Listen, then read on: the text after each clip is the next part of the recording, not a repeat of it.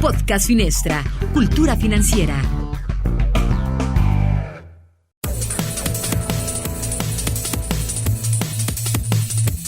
Bueno, iniciamos este podcast desde el primero que hacemos desde el confinamiento, desde el encierro, desde la sana distancia, y ya están conectadas en línea Pati Castellanos, encargada de Relaciones Públicas de Finestra. ¿Cómo estás, Pati? Hola, pues aquí mira, en casita, pero contenta de estar a salvo, que es lo más importante. A salvo y bien. Y bien, así es. También está Imelda Flores, analista financiera de Finestra. ¿Cómo estás, Imelda?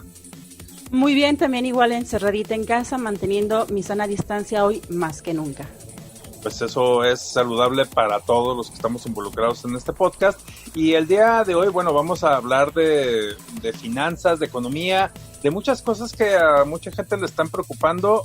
Y pues si tomamos en cuenta que hay mucha incertidumbre por qué va a pasar con la enfermedad, cómo va a crecer y los estragos que está causando debido a que muchos están sin trabajar o están trabajando desde casa, pues bueno, la situación económica creo que es el segundo tema importante después del tema de salud. No sé ustedes cómo lo vean.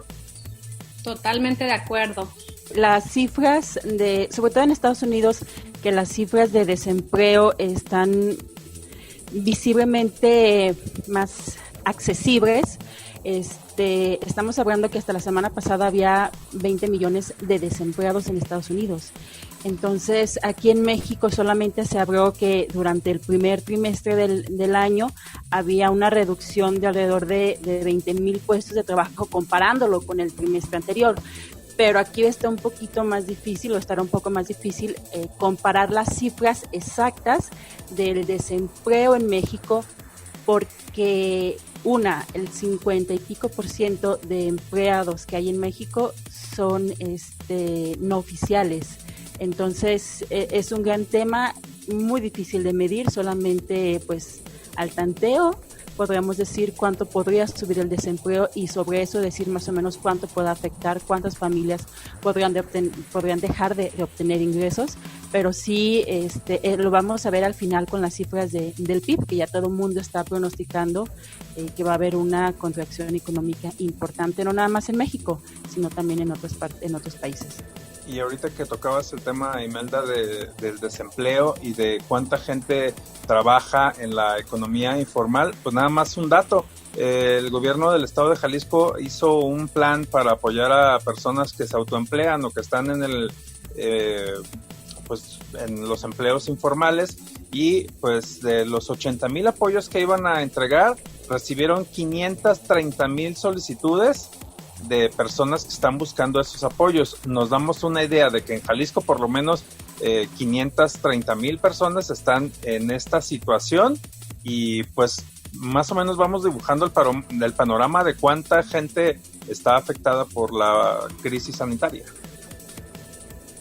Exactamente, simplemente los servicios o las oportunidades que dieron algunos bancos para suspender o aplazar los pagos de créditos hipotecarios, de tarjeta, etcétera, también se vieron rebasados en las primeras horas, en las primeras semanas, porque hay una gran cantidad de mexicanos que están buscando aplazar el pago de hipotecas o de créditos, tarjetas de crédito o personales, para tratar de sobrevivir en estos días que obviamente se ve reducida la actividad económica y obviamente se ve reducido el dinero que entra a nuestros bolsillos. Uh-huh.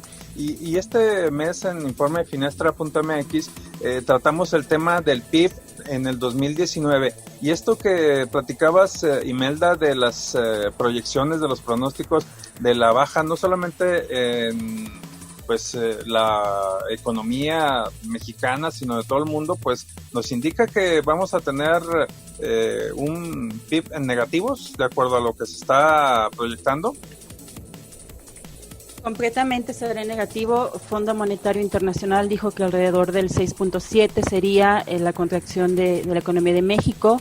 Hasta hace unas semanas, Bank of America había sido la institución más pesimista, que había pronosticado un 8% menos, pero ahora la institución que hasta hoy que se considera más pesimista el crecimiento de México es Citibanamex.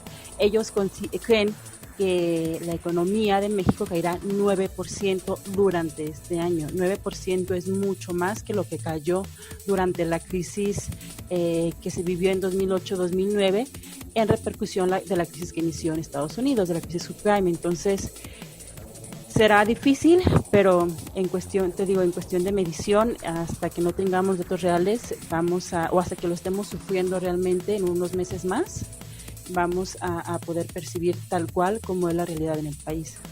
Y en el informe Finestra.mx haces un desglose, Imelda, para que muchos entiendan de qué hablamos cuando hablamos de Producto Interno Bruto, que son básicamente los indicadores de todas las actividades económicas de cada país, no solamente de México. Exactamente, el Producto Interno Bruto se mide a través de las importaciones, de las exportaciones, del gasto que hace el gobierno y del consumo interno. Entonces, las variaciones en estos indicadores obviamente afectan o dan como resultado una actividad positiva o una actividad económica negativa. En este caso, obviamente, el gasto, simplemente en México, el gasto del gobierno, en cuanto a inversión pública, pues ha disminuido mucho desde el año pasado. Las importaciones y exportaciones, si bien no estaban tan afectadas, ahora están semiparalizadas, no nada más en México, en todo el mundo. Entonces, es por eso que muchos analistas se van directo a pronosticar estas cifras, pues, tan feas, no tan negativas no nada más para México, sino para la mayoría de países en el mundo. Y esto nos habla de que, y lo decías hace rato, no lo vamos a vivir, ahorita lo vamos a vivir en la recta final del año, y mucha gente nos preguntamos ¿y eso a mí en qué me afecta? Pues al final de cuentas, si tenemos por la emergencia sanitaria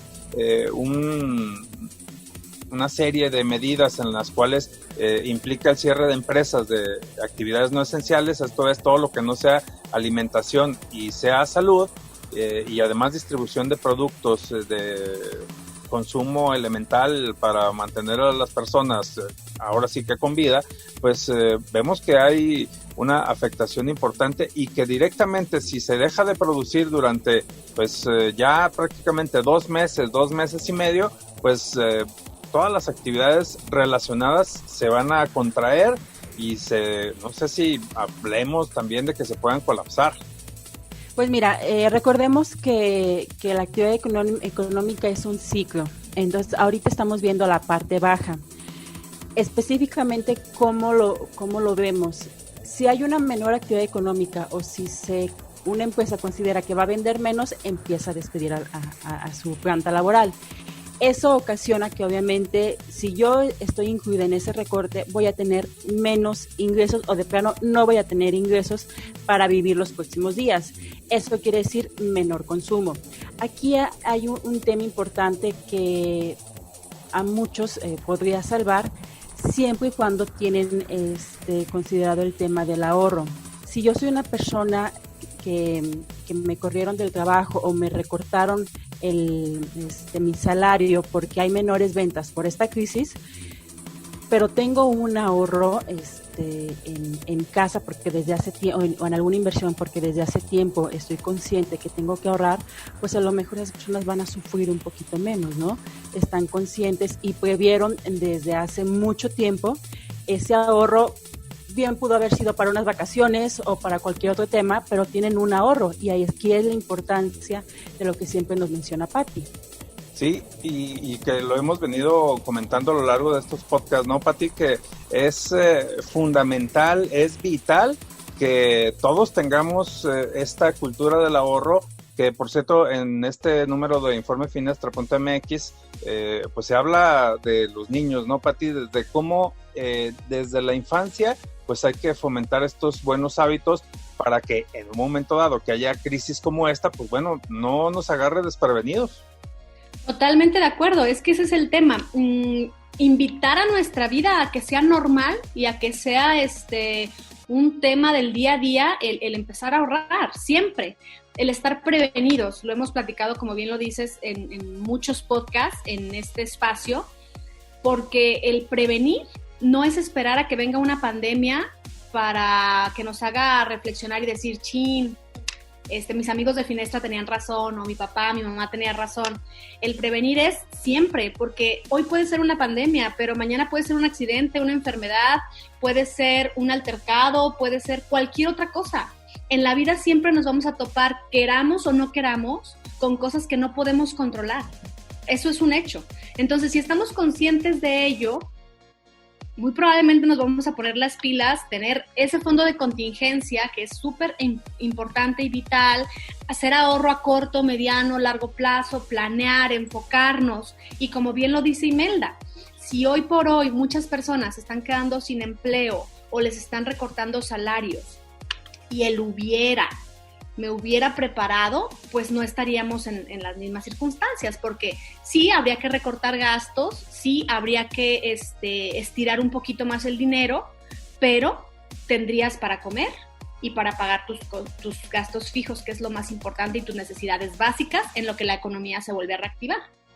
Este tema de los niños, yo hago mucho hincapié porque es el mes de abril e invito a las personas realmente a que fomenten esta cultura financiera, primero ustedes como adultos, si no tienen el hábito, pero también después en las personas que más quieren.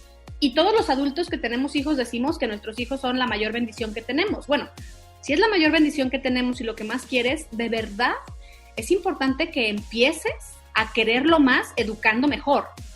Y eso conlleva a que desde pequeñitos les inculquemos el hábito del ahorro. Y cosas muy simples, Franco, como, no sé, ahorita mi pequeñita va a cumplir apenas 3 años, ¿no? Vamos al súper y le digo, Paula, y sí entiende, ¿eh? Vamos a ir al súper, y al súper implica ir por comida, por la despensa y por algunos insumos para el hogar. No va a haber juguetes ni dulces y esto, aunque llores. ¿Estás de acuerdo? Sí, mamá. Y al momento que llega al súper, lo primero que me pide es un juguete, un dulce o algo que ve. Y ahí entras y dices, a ver, dije desde casa que no, porque es momento de comprar despensa. Y aunque ella haga el berrinche de la vida, la dejo llorar. Si yo no cedo cada que salimos al súper en comprarle las cosas que ella quiere, va a entender que es momento de ir al súper y no de adquirir cosas que no tienen sentido, que no caben en ese momento, etcétera. Oye, Pati, y en tu texto hablas de un concepto que me parece muy importante, coherencia. Lo que tú estás haciendo es ser coherente, es si desde casa le estás diciendo no va a haber ninguna compra de juguetes o dulces o golosinas, llegando a la tienda, mantenerte en esa postura, ¿no? Por eso hablo de la coherencia como primera base para comenzar a educar a los niños. El ejemplo arrasa y lo sabemos perfecto. Entonces, si yo papá digo algo y digo no va a haber esto y no vamos a hacerlo así, yo tengo que morirme en esa raya. ¿Por qué? Porque el niño después me va a tomar la medida.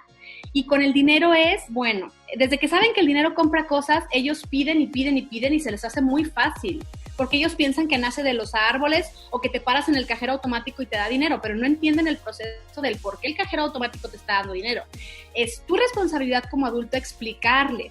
Y a veces pensamos que como son muy niños no entienden, pero sí entienden y los sobreestimamos. Entonces, es muy importante ser coherentes. Ese es el punto número 1.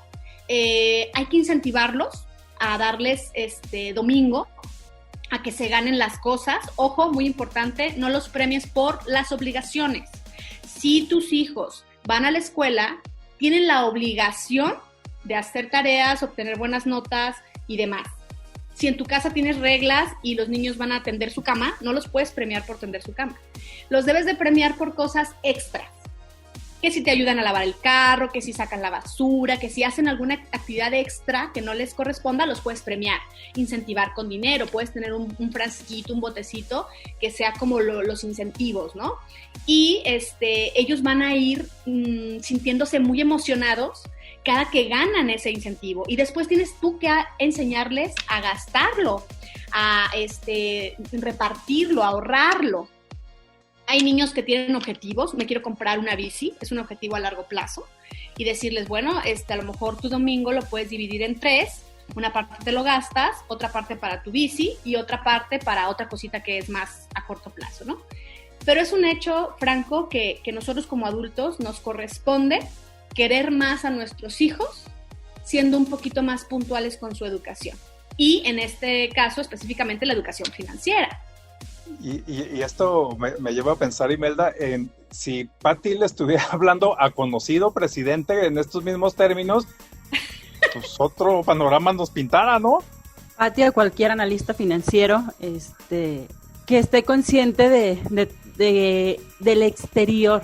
Ese es el gran tema que tiene ahorita nuestro presidente. México necesita apoyo. Ya Banco de México ha realizado algunos ajustes desde su trinchera y con limitantes que él solamente por ley se le permite, que es bajar tasa de interés, disminuir las reservas de la banca comercial para que ese dinero salga al sistema financiero y que sea accesible para que las empresas obtengan ese dinero vía créditos y puedan subsistir durante unos meses más. Pero eso son solamente unas medidas que todavía no son suficientes, y tal cual el ejemplo es que el tipo de cambio sigue muy caro. Entonces el mercado le está pues exigiendo a Andrés Manuel que añada o agregue apoyos fiscales para que durante estos meses esa carga fiscal que llevan las empresas disminuya o se aplace para que ellas puedan seguir apoyando a sus empleados, sigan dando sueldos o por lo menos una parte de ellos, porque si las empresas no apoyan a su planta laboral, simplemente ahí ya todo se desboronó, y es donde vemos esos pronósticos tan negativos. Y lo hemos venido platicando en estos podcasts, Imelda, cómo el gobierno federal está pues haciendo una especie de consumo artificial a través de los programas sociales, y ahora los apoyos que se están anunciando van por la misma línea. No se apoya a las empresas con los incentivos fiscales, sino se dan apoyos o se van a dar apoyos que, pues, lo hemos platicado, parece que son los que están manteniendo los niveles de consumo en el país. Exactamente, ya habíamos comentado que el consumo al por menor, el minorista, el de ir a comprar a todos estos, desde la tiendita, hasta un supermercado, ha sido impulsado por todos estos apoyos sociales que da el gobierno a las personas adultas, a los ninis, pero es importante que es solamente un sector de la sociedad que debe de ser menor que toda la planta laboral, sobre todo en aquellas industrias como la manufacturera, la cuestión de la restaurantera, donde hay una gran cantidad de personas que se están quedando desempleados y sin ningún apoyo, y que podrán obtenerlo si se activan apoyos fiscales o apoyos empresariales inmediatamente, porque todavía estos apoyos que están empezando a repartirse o programándose todavía no han llegado a las arcas de una empresa y mucho menos al bolsillo de las personas, de los trabajadores. Entonces sí es un largo camino, muy pesado, van a ser todavía unos meses más que serán muy pesados para el consumo y para la actividad económica de México, pero es importante mencionar que un ciclo económico está ahorita a la baja, pero no siempre se mantiene a la baja. Van a ser unos meses y posteriormente vamos a ver un crecimiento, y se espera que un crecimiento importante, no nada más en México, también en Estados Unidos, en Francia, en todos los países de Europa, etcétera, etcétera, ¿no? Vamos a ver una recuperación, o se espera una recuperación económica más rápida que la crisis de 2008-2009, que más o menos duró un año la recesión, y muchísimo más rápida que la gran depresión de 1929, que fueron 10 años de crisis, 10 años donde no salía la economía a flote, donde todavía sufrían las personas porque no tenían dinero para o no lograban conseguir una estabilidad económica previa que tenían previamente a la crisis. Entonces esperemos que esto pase en unos meses más y que sea una historia financiera más que contar al mundo y a nuestros hijos. Y esto que estás comentando me parece interesante, esta perspectiva de que va a ser más rápido salir de esta crisis, número uno, porque se dio por una circunstancia que no es netamente económica, sino una pandemia, una situación de salud, y esto obligó a que en todo el mundo se cerraran las actividades económicas, y vamos, pues ahora sí que vamos a reiniciar pues prácticamente a todo el mundo a la vez, ¿no? O sea, aquí no va a haber a quién le fue mejor y a quién le fue peor. A todos en el mundo les está yendo mal. Exactamente, y poco a poco ya algunos países, China está relajando. Obviamente es normal que hay nuevos brotes de contagio al momento de relajar estas medidas. Nosotros todavía estamos lejos de eso, a lo mejor dentro de 2 meses veríamos que ya podríamos salir un poquito más a hacer una vida normal, a comer a restaurantes libremente, sin necesidad o sin tener tanto temor, obviamente con nuestras limitantes y siempre con cuidado, pero estamos hablando que en 2 meses, posterior a esos 2 meses, poco a poco se va activando la actividad económica, vale la redundancia. Yo creo que en cuestión de 6 meses ya estaríamos hablando de un 80% de la actividad económica ya regularizada. Y a lo mejor lo que podría tardar un poquito más sería el turismo y la manufactura al 100%, pero estamos hablando de unos 6-8 meses, ya debería de estar casi al tope, y esto volvería a la normalidad, una normalidad que será diferente a partir de ahora, pero ya esperemos que esto se mueva en unos meses más. Y esto que comentas, bueno, me hace pensar, y se lo he estado comentando a la gente, si China empezó a reportar casos de coronavirus o de COVID-19 a mitad de diciembre, finales de diciembre, están apenas, el día de hoy que estamos grabando, están abriendo actividades no esenciales poco a poco en Wuhan, y estamos hablando de que ya son prácticamente 4 meses y nosotros apenas llevamos 1 mes, entonces pues para que vayamos más o menos proyectando. Sí, básicamente se hizo oficial el primer caso de COVID a finales de diciembre, pero cuando se hizo oficial fue porque en enero ya había muchísimos casos. A mediados de enero fue cuando empezaron a aplicar restricciones en Wuhan, y a finales de enero, si mi memoria no me falla, fue cuando se cerró completamente la ciudad y varias ciudades de China. Entonces estamos hablando que sí, 3 meses después de esa medida, poco a poco se han levantado las restricciones, pero igual han aumentado a partir de esta apertura o reactivación económica, y así va, y es normal, o sea, es normal que todo el mundo esté encerrado, que todo el mundo está atento. Al momento de relajar un descuido es normal que suban unos casos. La preocupación sería que se volvieran a activar miles de contagios. Solamente se han contagiado algunos, es normal porque ya no hay esa sana distancia entre todos, y es lo mismo que va a ocurrir en México. Vamos a llegar a un pico, posteriormente va a empezar a disminuir este pico de nuevos contagios o de fallecimientos, se va a estabilizar y van a abrir la economía, y ahí va a haber otra vez un nuevo brote, no tan fuerte, pero lo va a haber. Es algo natural que se va a ver en todas las economías. Estados Unidos está hablando de que quiere reactivar su actividad económica a mediados de mayo. Ya veremos si los números se lo permiten, y pues estaremos atentos a ver cómo le va a Estados Unidos, porque actualmente es el foco de atención. Oye, y para quitarle un poco la presión al tema del tipo de cambio, que llegamos ya a rebasar los 25 pesos por dólar, ahorita estamos en poco más de 24. De esto no lo hubiéramos pensado a principios de año, cuando empezamos a hablar de la cotización. ¿Qué tanto, Imelda, se proyecta, y en cuánto tiempo que regresemos a 5 pesos menos como estábamos antes de la pandemia? Esto es que 19, 19.20, 19.30.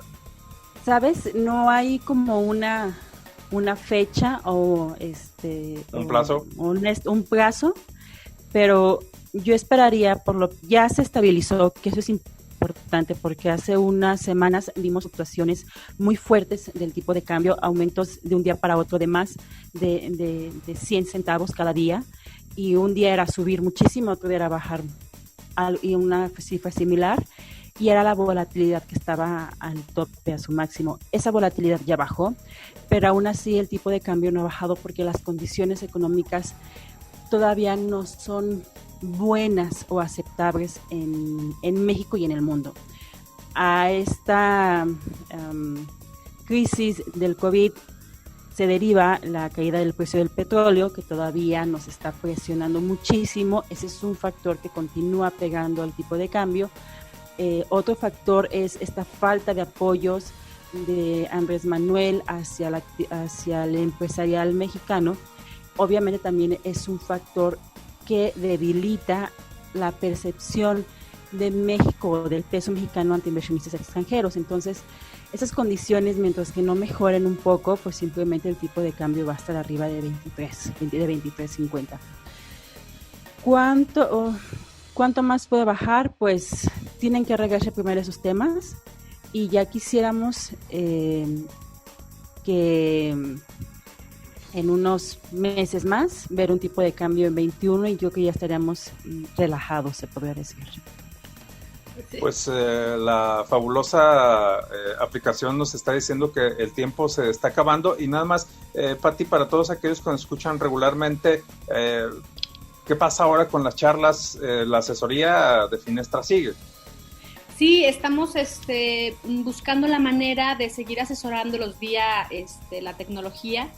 Si gustan tener una charla vía Zoom, vía Facebook Live, se están llevando a cabo. Estamos viendo cómo sí le hacemos, cómo la logística nos ayudaría a estar ya sea con empresas o a formar nosotros un propio grupo e invitarlos a participar.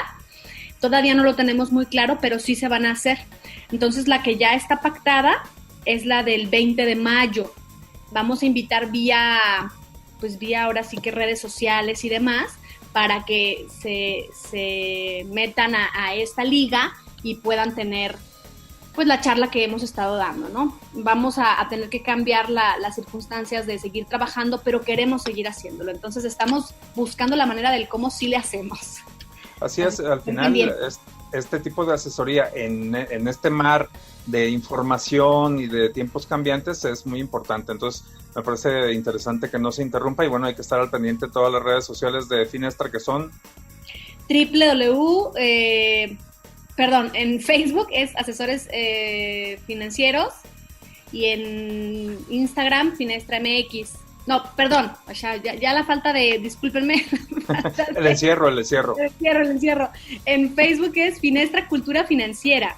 En Instagram estamos como en Twitter como Finestra MX, y también estamos en Instagram. Para que nos busquen en todas nuestras redes, vamos a estar subiendo información, vamos a estar diciendo cuándo vamos a hacer este tipo de charlas, todo se está haciendo vía redes sociales. Muy bien, pues Imelda, ¿algún tema que alcancemos en poco tiempo? Pues cuídense mucho, nuevamente les comento, sean inteligentes en su consumo, por favor, hoy más que nunca. Prueben todos sus gastos, todos sus ingresos, más que nunca háganle caso a Pati, y sean inteligentes en su consumo, eso es lo más importante, y manténganse a salvo. Y como dijo Pati y dice en su texto en informefinestra.mx, sean coherentes, es el primer paso.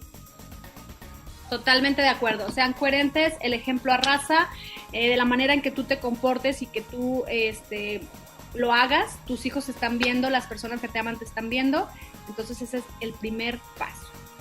Muy bien, pues Imelda Flores, analista financiera, muchas gracias por la información. Nos escuchamos seguramente pronto, y nos veremos quizá en más tiempo, pero ahí estamos. Claro que sí. Estamos en contacto. Que gracias. Esté muy bien, hasta luego. También Pati Castellanos, encargada de las relaciones públicas de Finestra. A usted que nos escucha, muchas gracias por la atención. Esperemos que hayamos llevado un poco de certidumbre a sus oídos y a su entendimiento. Que sigan en el encierro, quedarse en casa es fundamental. Y bueno, se despide ustedes, Franco Daniel Gómez, a nombre de este fabuloso equipo. Nos escuchamos en el siguiente.